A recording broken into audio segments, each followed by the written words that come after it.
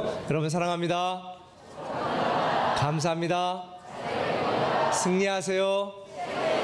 옆분들에게 최고예요. 네, 하나님의 최고가 되시길 바랍니다. 우리 하나님의 말씀은 사도행전 26장 24절부터 32절까지의 말씀을 번갈아 읽습니다. 바울이 같이 변명하매 베스도가 크게 소리내어 이르되 바울아 내가 미쳤도다. 내 많은 학문이 너를 미치게 한다 하니 바울이 이르되 베스도 각하여 내가 미친 것이 아니요 참되고 온전한 말을 하나이다. 왕께서는 이 일을 아시기로 내가 왕께 담대히 말하노니 이 일에 하나라도 아시지 못함이 없는 줄 믿나이다. 이 일은 한쪽 구석에서 행한 것이 아니니이다. 아그리빠 왕이여 선지자를 믿으시나이까 믿으시는 줄 아나이다. 아그리빠가 바울에게 이르되 내가 적은 말로 나를 권하여 그리스도인이 되게 하려 하는도다. 바울이 이르되 말이 적으나 많으나 당신뿐만 아니라 오늘 내 말을 듣는 모든 사람도 다 이렇게 결박된 것 외에는 나와 같이 되기를 하나님께 원하나이다 하니라.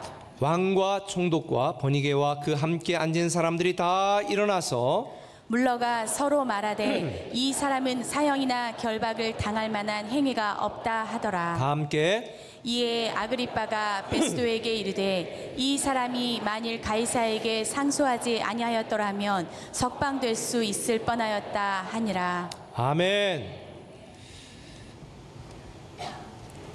여러분 자동차 멋있죠? 별로 안 멋있어요? 이런 거 한번 타보고 싶죠? 별로 안 타보고 싶은 분도 계신데 저는 타보고 싶더라고요. 이 자동차는 제가 뉴욕에서 가져온 건데요. 오래전에 제가 뉴욕을 처음 방문했을 때에 제 아내 친구 부부의 집에 머물러서 그 부부로부터 뉴욕을 제가 안내받고 또 뉴욕 구경도 한 적이 있습니다. 근데 이 친구가 그 뉴욕에 있는 자기 집에서 머물라고 그러면서 우리가 며칠 동안의 뉴욕 일정을 했는데 사실 아내 친구이기 때문에 저는 잘 모르는 사람들이었는데 그 남편이 제가 간 첫날 저를 지하로 데리고 가는 거예요. 근데 그 지하에 미국을 보면 1층에서 가는 데는 1층이지만 또 1층에 내려가면 지하고 또 차 대는 쪽은 바로 1층에 되는 이 그라지 이 차고 있는 쪽에 옆에 보니까 큰 방이 있더라고요.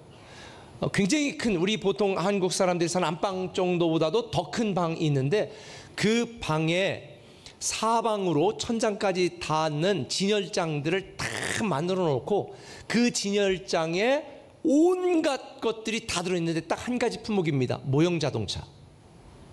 근데 한 1500대 정도 뭐 그 이상 되는 것 같아요. 하여간 어마어마한 각종 종류의 자동차 모형들이 전시되어 있는데 그 중에 하나 괜찮은 걸 보면서 목사님 마음에 드는 거 하나 가지세요. 그러셨는데 그 중에 하나 이렇게 보니까 목사님 이게 몇백만 원 갑니다. 그러는 거예요. 알았으면 그걸 가져왔을 텐데 그런데 그 어마어마한 모형 자동차들을 모아놓고 컬렉션하는 그 재미로 그분이 굉장히 돈이 이제 많이 벌고 그 재미를 가지고 또 살아가면서 한 번은 저에게 장난감 가게를 가자는 거예요. 그리고 자기가 자동차를 사주겠다고. 그래서 모형 자동차를 사주고 또 거기에서 또 제 마음에 드는 것도 제가 하나 산 것 중에 하나가 이겁니다. 근데 가져오는데 얼마나 이건 몇백만 원 안 가는 거예요. 그냥 굉장히 저렴한 건데 갔다가 제가 가져오면서 그때 당시에 아이고 참 돈 많이 버니까 참 할 짓이 없나, 참 저런 걸 저렇게 모아놓고 미쳤구나. 그때 제 속으로만 제가 그런 생각을 했었습니다. 그런데 그때는 제가 이해를 못했는데 제가 한국에 들어와서 요즘도 제 주변에 보니까 어른인데도 뭐 장난감 로봇을 콜렉션해서 모으는 사람, 아니면 어떤 장난감 네고를 갖다가 막 모아가지고 진열증 해놓은 사람, 뭐 이런 사람들이 있는 걸 보면서 제가 그때 같으면 미쳤구나 했겠지만 그런 사람들이 많은 걸 보면서 취미가 다양하구나 라고 제가 이제 받아들이게 됐습니다. 근데 이런 취미뿐만 아니라 어느 한 일에 집중하면서 그걸 자기의 기쁨으로 삼는 사람들이 있어요. 이걸 매니아라고 그러잖아요. 근데 아줌마들 중에도 이런 매니아가 있습니다. 어느 한 집을 제가 신방감에 갔더니 그릇 매니아인 것 같아요. 온갖 그릇들을 갖다가 여기저기 진열을 다 해놨는데 제가 궁금해서 저거 써요? 안 써요. 제가 그릇 모으는 취미가 있어서요. 근데 굉장히 비싼 그릇들도 있는 걸 보았어요. 아유, 저거 몇 개 주면 좋겠다라는 생각을 속으로 하게 됐습니다. 어떤 아줌마들은 드라마 매니아도 있어요. 온갖 드라마들은 다 꿰뚫고 있고 드라마의 주인공이 좋아하는 것까지 다 알고 있더라고요. 그리고 그 드라마의 주인공이 입었던 옷도 자기가 또 사 입는 분들도 제가 보았습니다. 이런 매니아들에 대하여 우리가 세게 좀 이야기하면 미친 사람 이렇게 표현할 수 있지만, 근데 요즘은 다양한 각종 매니아들이 많아서 미쳤다고 말하면 안 됩니다. 물론 미쳤다는 게 꼭 나쁜 의미로만 사용하는 건 아닙니다. 위대한 선수들, 운동선수 아니면 음악가 아니면 뭐 발레리나 강수진 씨 뭐 이런 분들을 보면 한 분야에 몰입하고 열정을 갖고 정말 미친 사람처럼 그 일을 해내서 결국은 위대한 선수, 위대한 사람이 되는 것을 우리는 보게 되어집니다. 일본 사람으로 미국 메이저리그에 진출해서 살아있는 전설로 불리는 이치로라고 하는 선수가 있습니다. 그 사람에 대해 쓴 걸 보면 그 사람은 준비 운동을 하기 위한 준비 운동을 또 한대요. 아니, 어떤 운동을 하기 위하여 준비 운동하는 걸 제가 알았지만 준비 운동을 하기 위한 준비 운동을 또 준비한다는 얘기는 제가 처음 들었는데, 그렇게 한 분야에 미쳐서 최선을 다함으로 성공한 사람들의 이야기를 우리는 보게 되어집니다. 불광불급, 미치지 않으면 위대한 일을 이룰 수가 없다. 저는 이 말씀을 준비하면서 나도 좀 미친 부분이 있나라고 생각해 보니까 저도 미친 구석이 좀 있는 것 같습니다. 저는 교회에 미친 것 같습니다.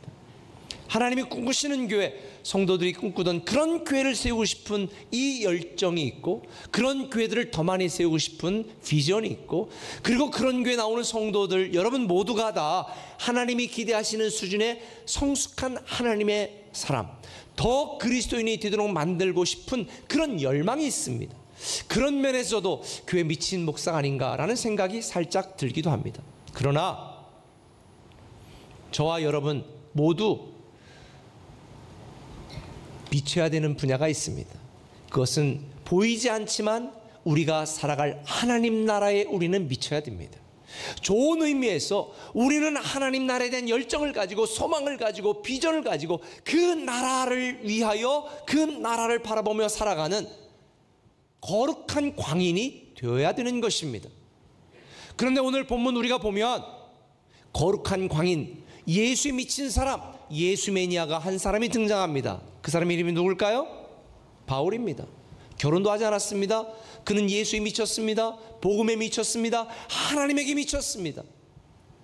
그 미친 열정으로 인하여 수많은 사람들이 구원을 받았고 교회가 세워졌고 하나님 나라가 확장된 것입니다. 오늘 본문은 사도 바울이 재판을 받는 장면입니다. 사도 바울은 총 5번의 재판을 받았는데 그중 4번째 재판을 받는 모습이 오늘 저와 여러분이 읽은 본문의 내용입니다. 재판장은 아그리파 2세와 베스도 총독입니다. 그런데 이상한 게 있어요. 이 바울은 재판을 받으면서 마지막에 너 자신에 대해서 변호하고 할 말 있으면 해봐라 라고 말할 때에 자기 자신이 석방되거나 자기 자신이 살 궁리를 위하여 자신을 변호하지 않았습니다.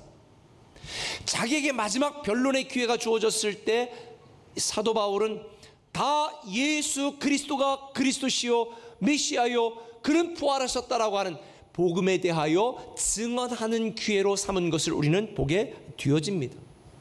자기를 변호하라고 그랬는데 복음을 이야기하는 이 사도 바울의 모습을 본 베스도 총독이 뭐라고 말했을까요? 24절에 보니까 바울이 이같이 변명하매 베스도가 크게 소리내어 이르되 바울아 내가 미쳤도다. 큰 소리로 어이가 없어서 내가 미쳤도다. 그런데 내가 미쳤도다 이렇게 말한 게 아니죠. 큰 소리로 이런 미친놈을 봤나. 이게 지금 본문의 뉘앙스입니다. 그래요. 베스도가 볼 때에 바울은 완전히 미친 사람이었습니다. 근데 여러분 이거 아세요? 이 미쳤다라고 하는 말 마이노마이라고 하는 헬라어 단어에서 마니아, 매니아라는 말이 파생됐다는 것. 그러니까 어느 한 일에 집중하는 사람을 매니아라고 부르는데 이게 미친 사람이라는 의미죠. 미쳤다라고 하는 것은 세상적인 상식과 이치와 논리에 맞지 않는 일이나 행동을 하는 사람을 볼 때 우리는 미쳤다라고 말하는데, 세상적인 관점에서 보면 사도 바울은 미친 사람 맞습니다. 그런데 이거 아세요? 하나님 편에서 보면 바울이 미친 게 아니라 베스도가 미친 것입니다. 영적인 관점, 하나님 나라의 관점에서 보면 바울이 맞고 베스도가 틀린 것입니다. 그래서 25절 바울이 이르되 베스도 각하여 내가 미친 것이 아닙니다. 참되고 온전한 말을 하는 것입니다. 바울이 하는 말, 바울의 행동 미친 것 같지만 사실은 하나님 편에서 보면 바울이 미친 게 아닙니다. 바울은 참되고 온전한 말을 하는 것입니다. 여러분, 신앙생활 하는 동안에 여러분들 중에 야, 너 교회 미쳤냐? 너 뭘 그렇게 열심히 다니냐? 그렇게 피땀 흘려 번 돈 다 주면 목사 혼자 다 먹는다는데 너 그렇게 열심히 내지 마. 주일만 한번 적당히 가고, 야 우리도 놀러도 가고 이래야지. 주일에 왜 그렇게 교회가, 아니 수요일도 가. 너 미쳤냐? 이런 소리 혹시 들어보신 분 있으면 한번 손 들어보세요. 없어요? 아, 몇 분 계시군요. 글로리 채플은 그래도 몇 분 계시더라고. 여러분, 이런 소리를 들은 분들은 하나님 편에서 볼 때는 제대로 참된 신앙생활 하는 분이고, 이런 소리 하나도 안 들어보고 너 교회 다녔어? 너 집사야? 이렇게 사람들 놀래키는 분들은 하나님 편에서 볼 때 바르게 신앙생활 하는 사람이 아닙니다.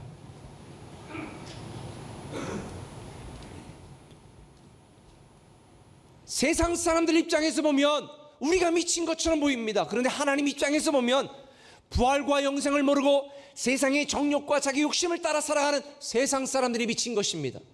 우리가 틀린 게 아닙니다. 세상 사람들이 틀린 것입니다.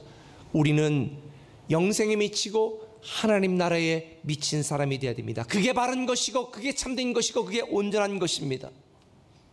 세상 사람들이 볼 때는 어떻게 너의 부모도 돌보지 않고 너의 가족도 내팽개치는 것 같고 그렇게 교회 예수에 미친 것처럼 보이냐? 그런데 하나님 편에 볼 때는 그게 맞는 것입니다. 물론 오늘 제 말씀이 불편한 분들도 있을 것입니다. 그러나 오늘 설교 제목이 미친 사람인데, 제가 말하는 오늘 미친 사람의 의미는 crazy, 진짜 제정신이 아닌 이런 미친 사람의 의미가 아니라 영어로 rich, 미치다, 도다르다, 다다르다, 이런 의미에서 미친 사람입니다. 저는 여러분들이 세상 사람들이 보기에는 미친 사람 같아 보이지만 하나님은 여러분들이 그리스도인의 장성한 분량에 이르고 하나님의 기대에 미치고 하나님의 축복에 미치고 하나님의 목적에 미치는, 정말 하나님의 계획대로 살아가는 그런 미친 사람, 그런 더 그리스도인이 되기를 예수님의 이름으로 축원합니다. 제가 하는 얘기가 아니고요, 예수님이 직접 여러분에게 하신 이야기예요. 계시록 3장 15절 말씀을 보면 이렇게 말합니다. 같이 읽겠습니다. 내가 내 행위를 아노니 내가 차지도 아니하고 뜨겁지도 아니하도다. 내가 차든지 뜨겁든지 하기를 원하노라. 내가 이같이 미지근하여 뜨겁지도 아니하고 차지도 아니하니 내 입에서 너를 토하여 버리리라. 할렐루야. 오늘 주님이 여러분에게 말씀합니다. 너 미지근하냐? 아니면 너 뜨겁냐? 너 차갑냐? 우리가 예수 그리스도를 믿고 살아가는 저와 여러분에게 대한 하나님의 기대는 뜨겁든지 차든지, 세상 사람들이 볼 때 미친 사람이라고 평가를 받아도 하나님 볼 때는 그게 참되고 온전하고 그것이 제대로 된 것입니다. 저는 여러분들이 세상 사람들을 놀래키는 게 아니라 하나님을 놀래키는 정말 하나님의 마음이 아파한 여러분 되시기를 예수님의 이름으로 축원합니다. 그런 의미에서 우리가 미쳐야 되는데, 첫 번째는 예수에 미쳐야 됩니다. 한번 따라합시다. 예수에 미치자. 예수에 미치자. 오늘 보면 24절에 바울이 이같이 변명하매 베스도가 너 미쳤구나 라고 말했어요. 여러분, 여기서 변명한다는 말은 변호한다는 말, 법정 용어입니다. 자신을 변호하기 위하여 말하다, 이런 뜻이거든요.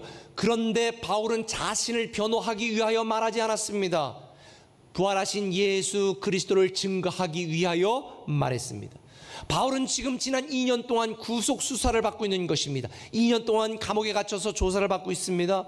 그리고 4번 모두 바울은 자기에게 변호할 수 있는 기회가 주어졌을 때에 나는 석방되어져야 된다, 내 무죄를 주장한 것이 아니라 예수 그리스도는 다시 살아나셨다, 예수를 증거했습니다. 세상 사람의 관점에서 보면 바울이 미친 게 맞습니다. 억울하게 구속수사 받고 있으면서도 자기 자신의 석방에 대해서는 단 한 번도 변호하지 않고 예수가 그리스도라고, 예수는 부활하셨다고 예수를 증거하니 미친 게 맞습니다. 바울은 말합니다. 사도행전 26장 9절에서 저도 한때는 나사렛 예수의 이름을 반대하기 위해서라면 무엇이든 다 해야 된다고 생각했던 사람입니다. 그런데 예수 믿는 사람을 잡아 죽이는 일에 미쳐 날뛰었던 사도 바울이 예수를 만나고 나서는 예수 매니아가 됐습니다. 예수에 미친 사람이 되었습니다. 예수 그리스도가 다시 부활했고 나의 주님이라는 사실을 믿는다면 우리의 삶은 변화될 수밖에 없습니다. 변화되지 않는 게 기적이라니까요. 여러분에게 묻겠습니다. 여러분은 교회 다니는 사람입니까? 아니면 그리스도인입니까? 여러분 예수 믿기 이전과 예수 믿은 뒤에 여러분의 삶이 바뀌었습니까? 여러분의 생각이 변화됐습니까? 여러분의 삶의 목적이 변화되었습니까? 여러분의 살아가는 방법이 변화되었습니까? 돈을 모으는 목적이 변화되었습니까? 그게 변화되지 않았다면 어쩌면 우리는 그리스도인이 아니라 단지 교회 다니는 교인에 불과할지 모릅니다.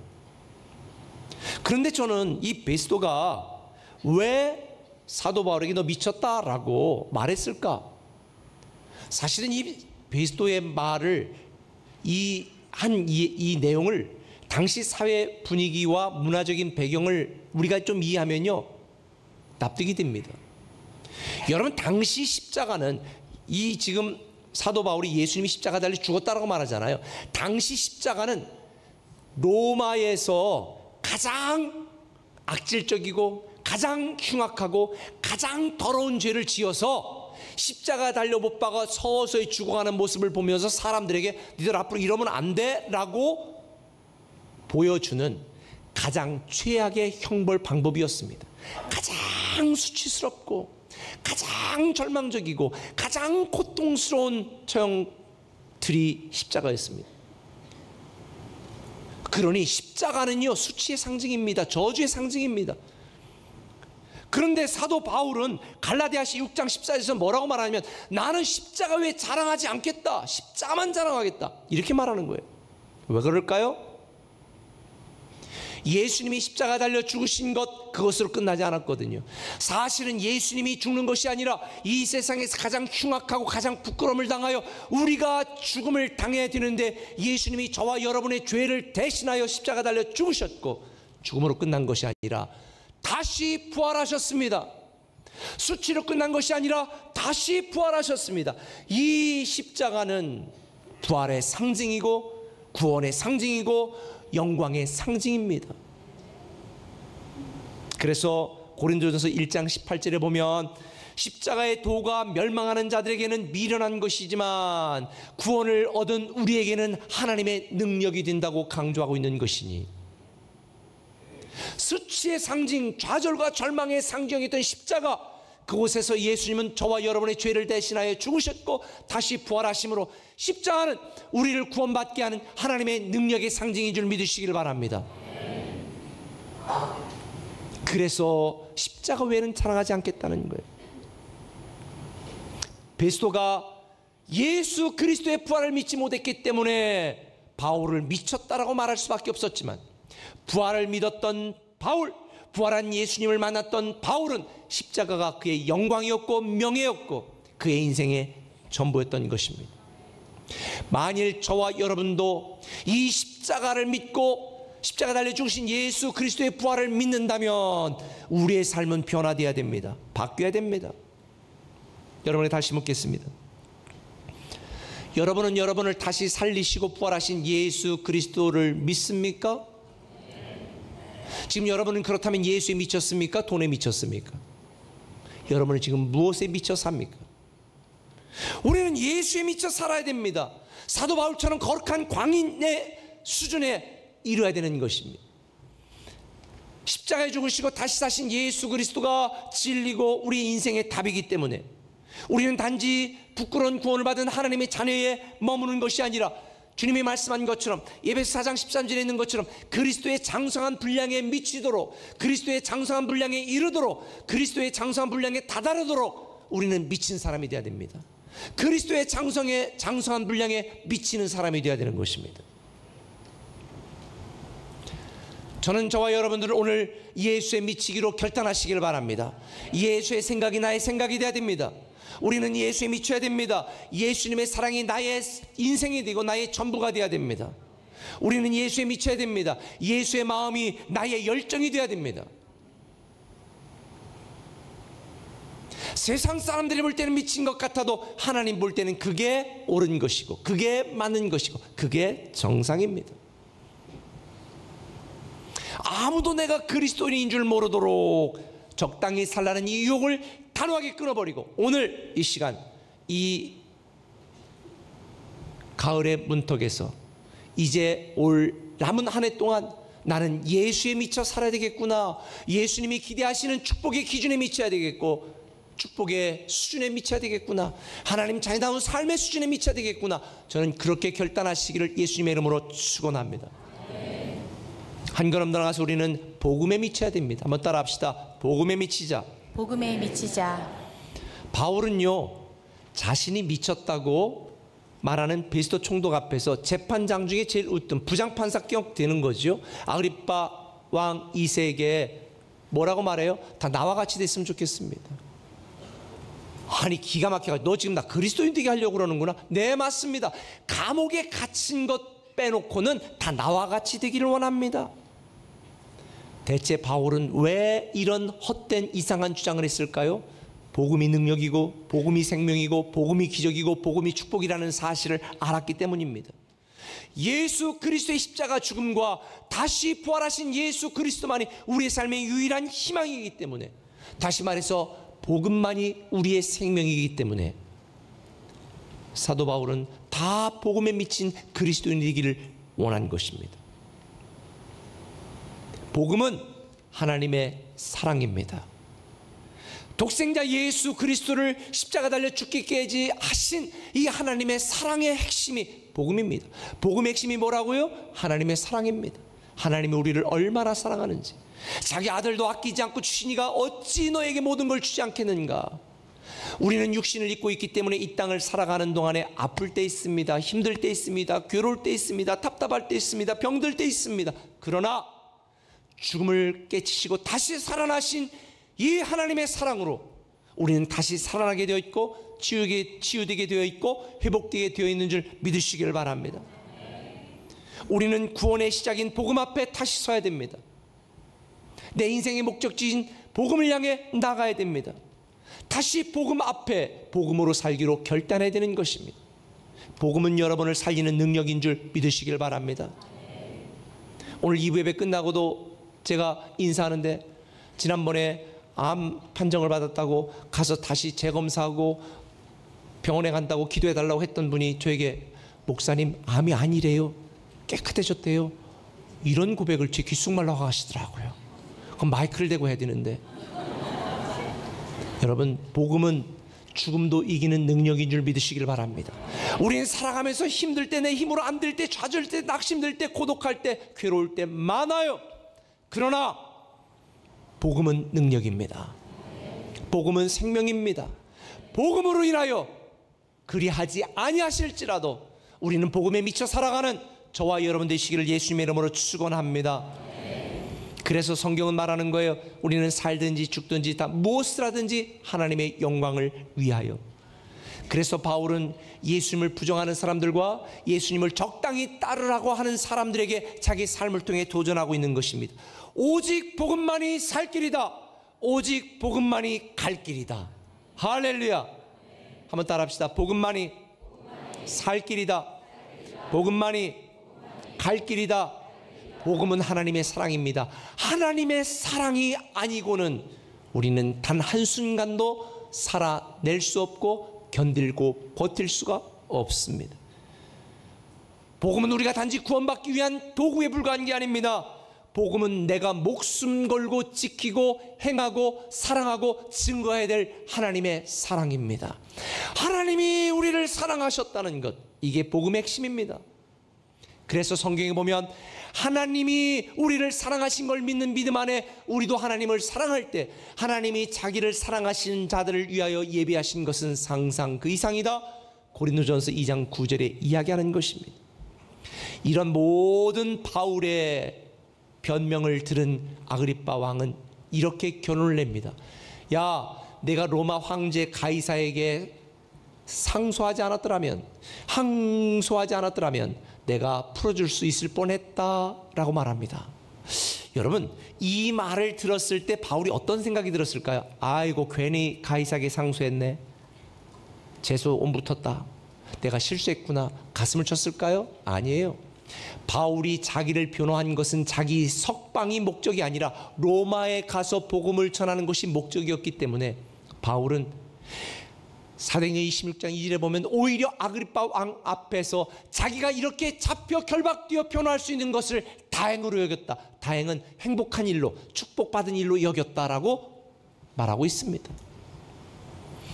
복음에 미치면 이것이 나에게 이익이 되느냐 유익이 되느냐 이걸 따지지 않습니다. 이게 하나님께 영광이 되느냐 하나님께 영광이 되지 않느냐 이걸 생각하게 되어지는 것입니다.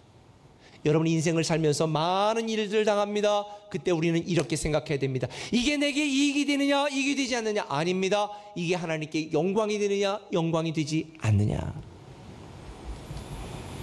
저는 우리 꿈의 가족 모두가 복음에 미치기를 예수님의 이름으로 부탁을 드립니다. 내가 하고 싶은 일, 내가 갖고 싶은 것, 내 자존심에 미친 자가 아니라 예수에 미치고 복음에 미친 자, 이것이 더 그리스도인입니다.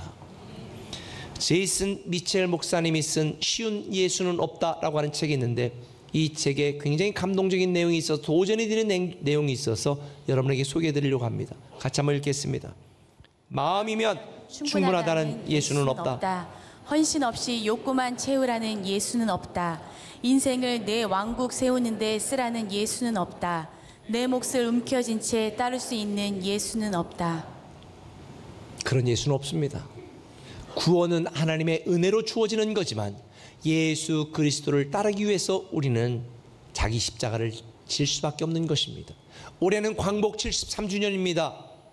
광복절 때마다 한국교회는 치욕스러운 역사를 기억하면서 다시는 그러지 않겠다고 회개하고 다짐하는 일이 있습니다. 그것은 신사참배입니다. 지난번에도 총회장 모임에 갔을 때에 한 장로교단의 목사님이 이야기하고 또 감리교 노회장 한 분이 오셔서 이렇게 이야기를 하더라고요. 우리 한국교회가 신사참배를 회개하는 대규모 집회를 열고 회개하는 성명서도 발표했으면 좋겠습니다. 근데 저는 아무 소리 안 했습니다. 왜냐하면 우리 침례교단은 신사참배를 안 했거든요.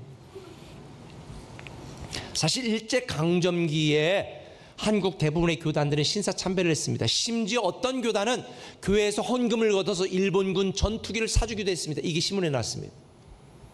치욕스러운 역사입니다. 그런데 우리 한국 교회가 그 일을 부끄러워하고 다시는 그러지 말아야지 회개하는 것, 저는 정말 옳다고 생각합니다. 근데 우리 침례교단은 작은 교단이었지만 신사참배를 끝까지 거부했습니다. 1944년 5월 10일 신사참배를 거부한 후 교단은 폐쇄되었고 우리 공주 꿈의 교회도 교회가 폐쇄되었습니다. 예배를 드리지 못했습니다. 그때 당시에 32명의 많은 교단의 지도자들, 목사님들이 감옥에 갇혔습니다. 그 중에 원산교회를 담임하고 있었던 김재영 목사님이라는 분은 아파서 병원에 입원했다가 퇴원하고 스스로 걸어서 자기 발로 감옥에 들어갔습니다. 감옥에 들어가서 아침마다 의자를 들고 무릎을 꿇었을 때에 일본 순사들이 곤봉으로 등짝부터 머리부터 다리까지 막 팼다고 합니다. 그리고 나서 흘린 피로 온 옷이 붉게 물들어졌다. 우리 교단에 80대 된 그 목사님 한 분이 있습니다. 자기 아버님도 그때 갇힌 분들, 자기 어머님과 함께 그분 옥바르지 했던 이야기, 그 이야기를 이번 국민일보에 인터뷰한 것도 제가 또 보았습니다. 광복 이후에는 교단의 많은 지도자들이 일제와 북한군의 탄압에도 굴하지 않고 저항하다가 우리 교단의 2대부터 5대까지 총회장님들, 그때는 간목이라고 했는데 총회장님들이 다 순교했습니다.